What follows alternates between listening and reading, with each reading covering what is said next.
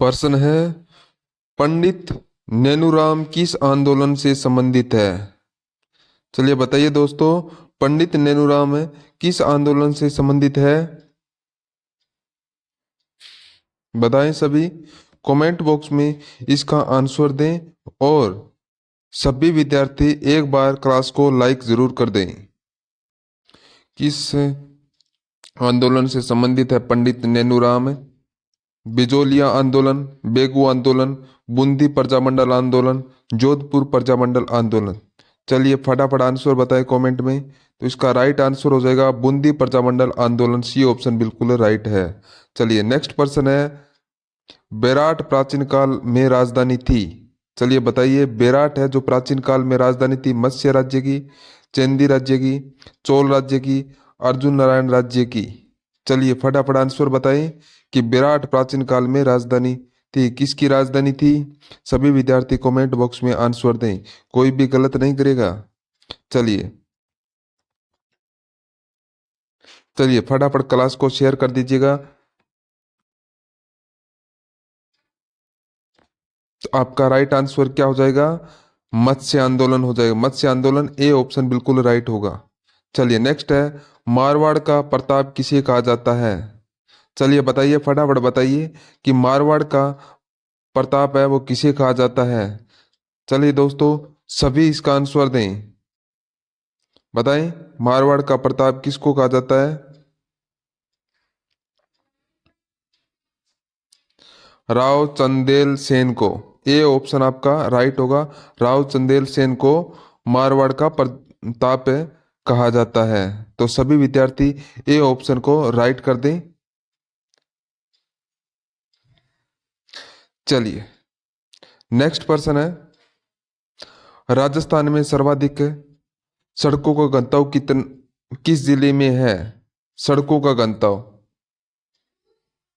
बताइए, राज्य में सर्वाधिक सड़कों का घनत्व किस जिले में है? कौन से जिले के अंदर सड़कों का घनत्व है वो ज्यादा है?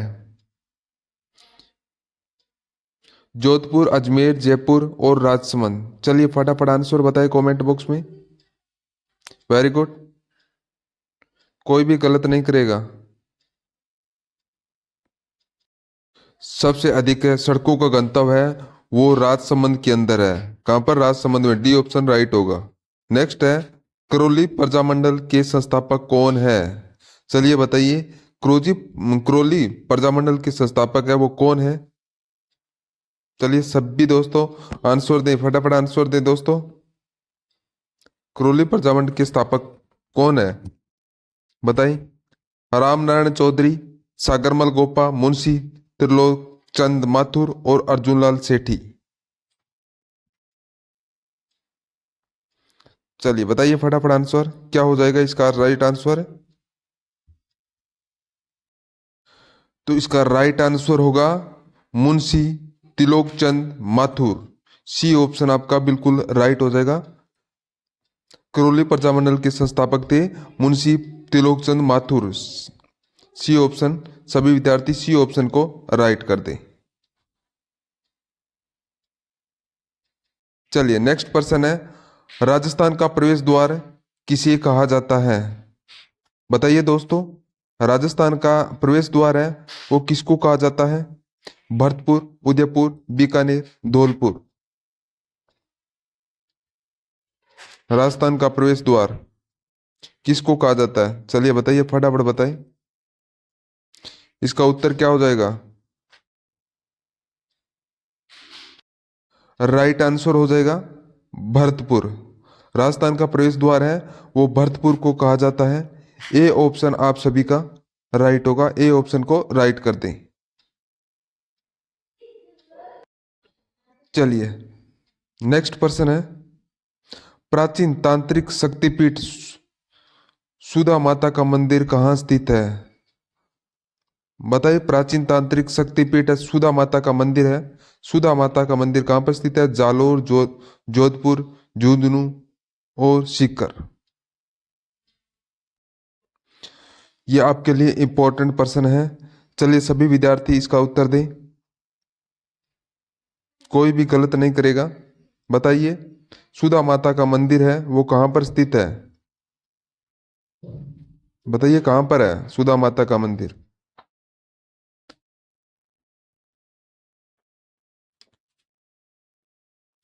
तो आपका उत्तर हो जाएगा, ये है जालोर के अंदर। कहाँ पर है? जालोर के अंदर स्थित है। बताइए दोस्तों, राजस्थान का पहला रोपवे कहाँ पर लगा? पहला रोपवे कहाँ पर लगा? ये लगा था सुधा माता मंदिर पर। सुधा माता मंदिर। नेक्स्ट है, राजस्थान में सर्वाधिक नदियों के उद्गम वाला जिला है? तो बताइए, राजस्थान में सर्वाधिक नदियों का उद्गम वाला जिला है वो कौन सा है? उदयपुर, कोटा, डूंगरपुर, राजसमंद। बताओ दोस्तों, सर्वाधिक नदियों के उद्गम वाला जिला। कोई भी गलत नहीं करेगा। दोस्तों आप बताएं कि राजस्थान में सर्वाधिक नदियां हैं वो पूछे तो कहाँ पर होगा? उदयपुर के अंदर होगा। उदयपुर के अंदर होगा सर्वाधिक नदियां तो। सर्वाधिक नदियों वाला जिला पूछे तो आएगा उदयपुर। सर्वाधिक नदियों वाला संभाग पूछे तो आएगा कोटा। सर्वाधिक नदियों वाला संभाग, तो आपका यहाँ पर राइट आंसर, यहाँ पर जिला पूछा है तो जिला हो जाएगा आपका उदयपुर हो जाएगा। तो यहाँ पर ध्यान रखिएगा, जिला पूछे यानी सर्वाधिक नदियों के उद्गम वाला जिला जिला पूछे तो यहाँ पर उदयपुर आएगा, और संभाग पूछे तो कोटा आ जाएगा। तो आपका यहाँ पर ए ऑप्शन आपका बिल्कुल राइट होगा। चलिए नेक्स्ट पर्सन है, अरावली की कुल लंबाई कितनी है? बताएं, अरावली की कुल लंबाई कितनी है? बताएं दोस्तों, इसका उत्तर आपका क्या हो जाएगा? अरावली की कुल लंबाई पूछिए, कुल लंबाई। 1722 किलोमीटर, 692 किलोमीटर, 720 किलोमीटर, 830 किलोमीटर।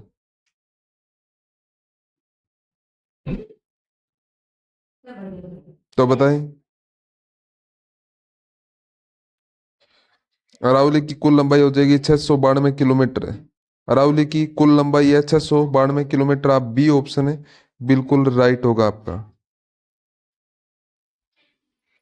चलिए नेक्स्ट पर्सन है, फुलवारी की नाल किस जिले में स्थित है? प्रतापगढ़, बीकानेर, उदयपुर, बांसवाड़ा। चलिए बताइए कि फुलवारी की नाल है किस जिले में स्थित है? चलिए फटाफट बताइए, फुलवारी की नाल। तो यहां पर आपका राइट आंसर क्या हो जाएगा?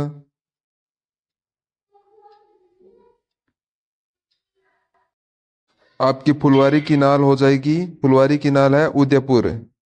उदयपुर है फुलवारी की नाल।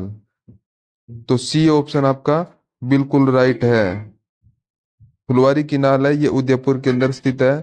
तो सी ऑप्शन आप बिल्कुल राइट करेंगे। चलिए नेक्स्ट पर्सन है, मारवाड़ का अमृत सरोवर किस बांध को कहा जाता है? जो मारवाड़ का अमृत सरोवर है किस बांध को कहा जाता है? राणा प्रताप सागर, जोय बांध, भांकड़ा बांध और उक्त कोई नहीं। तो बताएं इसका राइट आंसर क्या होगा? तो राइट हो जाएगा जोआई बांध। जोआई बांध हो जाएगा, बी ऑप्शन बिल्कुल राइट हो जाएगा आपका। चलिए नेक्स्ट है, राजस्थान की सबसे मीठे पानी की झील है वो कौन सी है? राजस्थान की सबसे झील कौन सी है? उदयपुर सागर झील, फतेह सागर झील, पिछोला झील, जैसमंद झील। चलिए बताइए दोस्तों, फटाफट आंसर दें। क्या हो जाएगा? राजस्थान की सबसे मीठे पानी की झील है वो कौन सी हो जाएगी? बताएं, उत्तर दे कमेंट बॉक्स में। कोई भी विद्यार्थी इसका उत्तर गलत नहीं करेगा।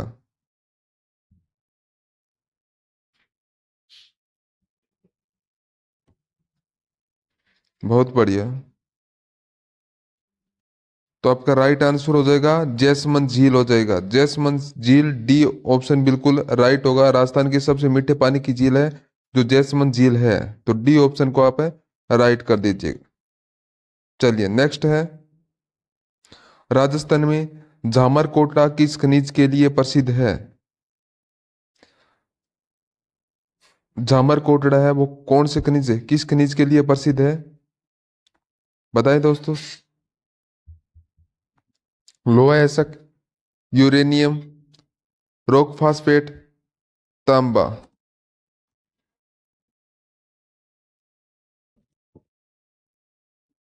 बताएं। सभी क्लास को एक बार लाइक कर दें। राइट हो जाएगा rock phosphate. Rock phosphate, C option आपका बिल्कुल राइट होगा। चलिए नेक्स्ट पर्सन है, केवलादेव नेशनल पार्क को किस वर्ष अभ्यारण्य घोषित किया गया है? यहाँ पर जो केवलादेव नेशनल पार्क है, उस अभ्यारण्य को किस वर्ष घोषित किया? 1949, 1956, 1968, 1976। चलिए दोस्तों बताइए उत्तर क्या होगा इसका। तो राइट आंसर हो जाएगा 1956। कितना हो जाएगा? 1956। केवलादेव नेशनल पार्क को 1956 के अंदर घोषित किया गया था।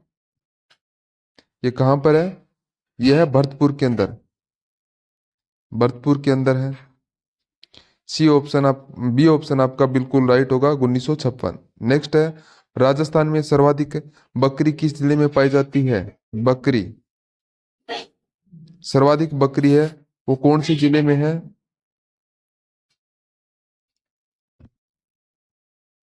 चलिए बताइए दोस्तों।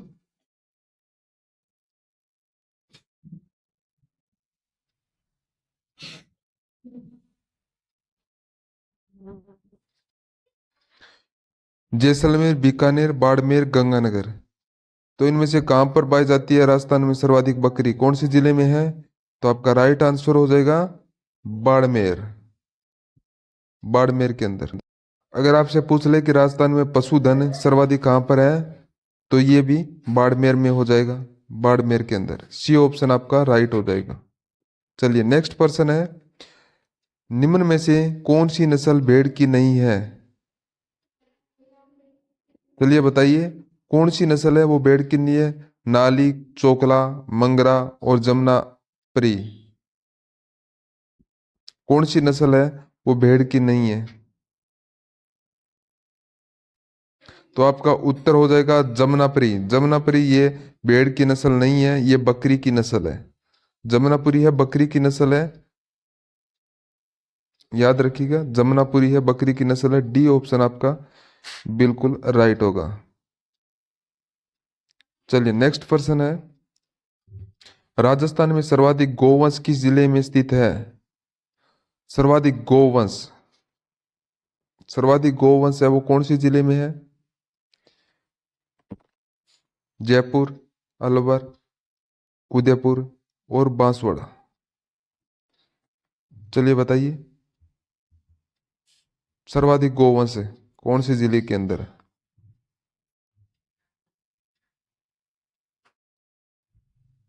दोस्तों राजस्थान में सर्वाधिक गोवंश है वो उदयपुर जिले के अंदर स्थित है। कहां पर है? उदयपुर में। उदयपुर के अंदर गाय सर्वाधिक है, गाय।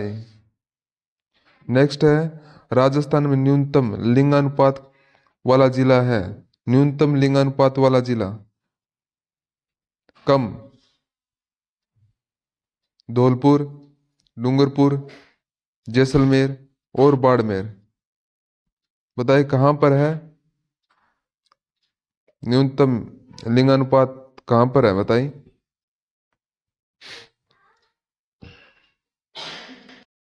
तो राजस्थान में कम लिंगानुपात है, ये धौलपुर के अंदर है।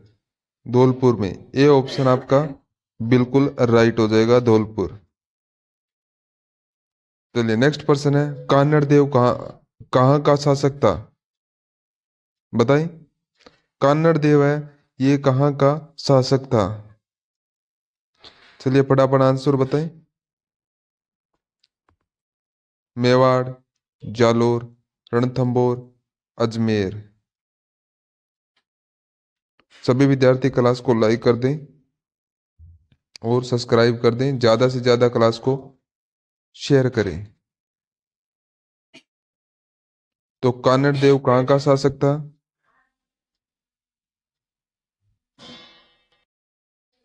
तो आपका राइट आंसर हो जाएगा जालोर, कानड़ देव है वो जालोर के शासक थे। बी ऑप्शन आपका बिल्कुल राइट हो जाएगा। नेक्स्ट है, निम्न में से मेवाड़ का उद्धारक किसे कहा जाता है?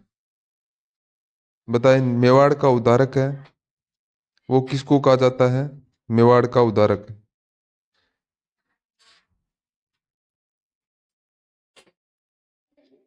राणा लाखा, राणा मोक्कल, राणा सांगा, अमीर सिसोदिया। तो मेवाड़ का उद्धारक किसको कहा जाता है? चलिए फटाफट आंसर दें।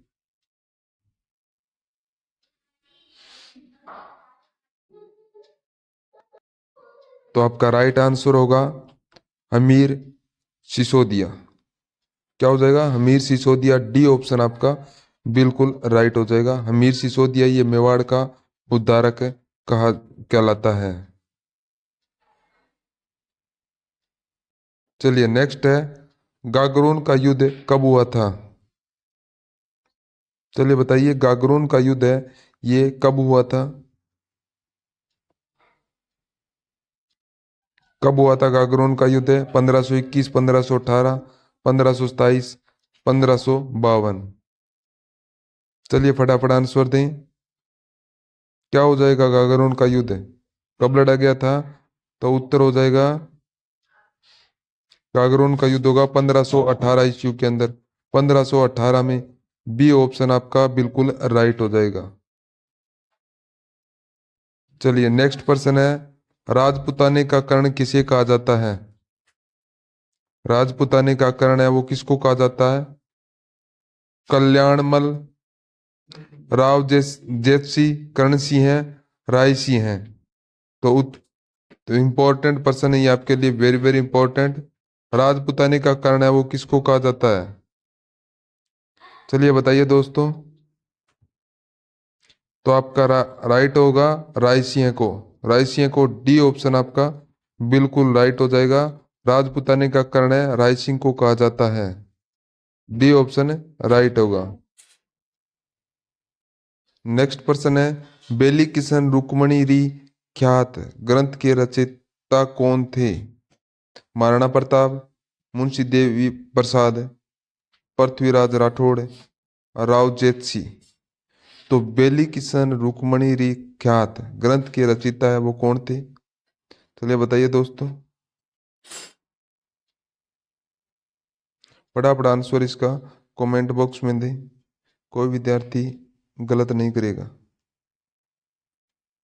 तो इसका राइट होगा पृथ्वीराज राज राठौड़। पृथ्वीराज राठौड़। सी ऑप्शन बिल्कुल राइट हो जाएगा। चलिए नेक्स्ट पर्सन है, निम्बू चढ़ा किसान आंदोलन किस वर्ष हुआ था? जो निम्बू चढ़ा किसान आंदोलन है वो कौन से वर्ष हुआ था? सभी विद्यार्थी इसका आंसर दे, कोई भी गलत नहीं करेगा इसका आंसर। ये कई बार रिपीट हुआ प्रश्न है, निम्बू चढ़ा किसान आंदोलन किस वर्ष हुआ था?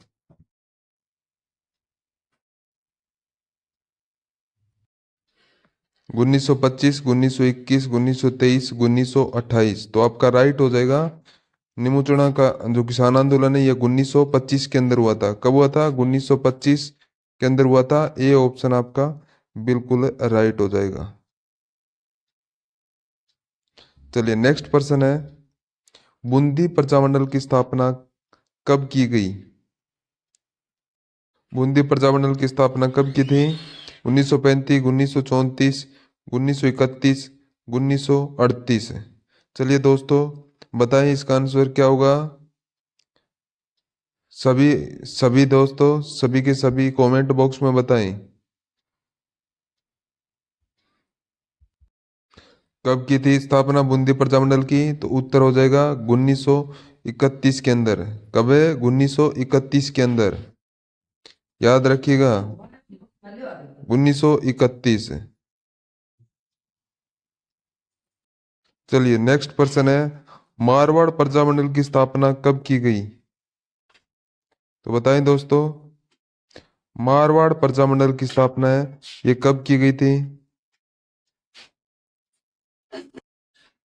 1936, 1934, 1937 और 1939। बताएं मारवाड़ प्रजामंडल की स्थापना कब की गई थी? सभी विद्यार्थी फटाफट आंसर दें। हाँ, मारवाड़ प्रजामंडल की स्थापना है ये 1934 के अंदर की गई थी। कब की गई थी? 1934 के अंदर।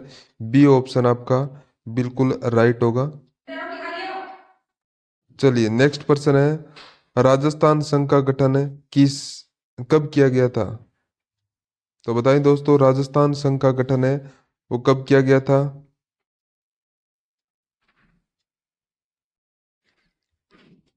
1900 25 मार्च 1948, 18 अप्रैल 1948, 15 मई 1950 और 26 जनवरी 1950 थे। तो राइट हो जाएगा 26 जनवरी 1950।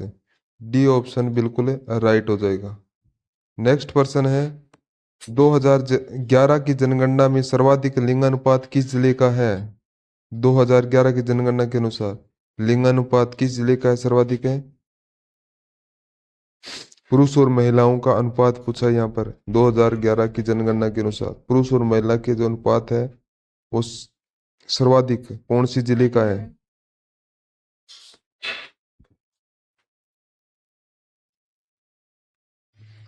पाली, डूंगरपुर, राजसमंद, उदयपुर। तो आपका राइट आंसर हो जाएगा डूंगरपुर। बी ऑप्शन बिल्कुल राइट होगा। चलिए नेक्स्ट प्रश्न है, राजस्थान में मंत्रिपरिषद के सदस्यों की संख्या अधिकतम संख्या कितनी हो सकती है? तो बताएं, क्या पूछा है आपसे कि राजस्थान में मंत्रिपरिषद के सदस्यों की अधिकतम संख्या कितनी हो सकती है? 28, 29, 30, 31। तो दोस्तों फटाफट आंसर बताएं। तो इसका राइट आंसर क्या होगा? तो मंत्रिमंडल हो जाएगा अधिकतम 30 हो जाएगा। कितना? 30 हो जाएगा अधिकतम। अधिकतम है 30 हो जाएगा। सी ऑप्शन बिल्कुल राइट हो जाएगा। चलिए नेक्स्ट प्रश्न है, किस वर्ष डाकण प्रथा को गैर कानूनी घोषित किया गया था? चलिए बताएं दोस्तों, किस वर्ष डाकण प्रथा को गैर घोषित किया गया था? 1853, 1842, 1874, 1876। तो आपका राइट हो जाएगा 1853 ईस्वी। 1853। तो ये ऑप्शन बिल्कुल राइट होगा। 1853 के अंदर डाकन प्रथा को गैर कानूनी घोषित कर दिया गया था। नेक्स्ट है, वनस्थली विद्यापीठ की स्थापना कब की गई? तो आपसे यहाँ पर पूछा है कि वनस्थली विद्यापीठ की स्थापना है वो कब की गई थी? चलिए दोस्तों बताइए, फटाफट आंसर दीजिएगा। 1857, 1854, 1872 और 1935 है। तो आपका राइट आंसर हो जाएगा 1935 है। वनस्थली विद्यापीठ की स्थापना है वो 1935 के अंदर की गई थी। नेक्स्ट है, तिलिया तेल हमीर हट चढ़े न दूरी बार, यह किस दुर्ग के शासक के संबंध है? कौन से दुर्ग के शासक से संबंधित है? तिलिया तेल हमीर हट चढ़े न दूरी बार। तेल हमीर हट। तो बताइए कौन सी दुर्ग के शासक से संबंधित है? तो आपका उत्तर हो जाएगा यहाँ पर है रणथंबोर। रणथंबोर हो जाएगा। सी ऑप्शन आपका बिल्कुल राइट हो जाएगा। चलिए नेक्स्ट प्रश्न है, बीकानेर प्रजामंडल के संस्थापक कौन है? इंपॉर्टेंट प्रश्न है ये आपके लिए। मादाराम वेद, कर्पूर चंद पाटनी, मीठालाल व्यास, टीकाराम पालीवाल। तो बताइए बीकानेर प्रजामंडल के संस्थापक है वो कौन थे? तो आपका उत्तर हो जाएगा मग्गाराम वेद। ये ऑप्शन बिल्कुल राइट हो जाएगा। नेक्स्ट है, दाबू प्रिंट के लिए प्रसिद्ध स्थान किस जिले में है? दाबू प्रिंट के लिए दाबू प्रिंट के लिए जो प्रसिद्ध स्थान है वो कौन से जिले के अंदर है? चित्तौड़गढ़, अजमेर, बांसवाड़ा, प्रतापगढ़। दाबू प्रिंट के लिए प्रसिद्ध स्थान कौन सी जिले में है? चलिए बताइए सभी दोस्तों, फटाफट आंसर दीजिएगा और क्लास को लाइक जरूर कर दीजिएगा। जो नए विद्यार्थी है सब्सक्राइब कर लें, जिससे आपको आने वाले हर क्लास के बारे में आपको पता चल सकेगा और आप अच्छी तरह से तैयारी करें, जिससे आपकी हर एग्जाम के अंदर सफलता मिले।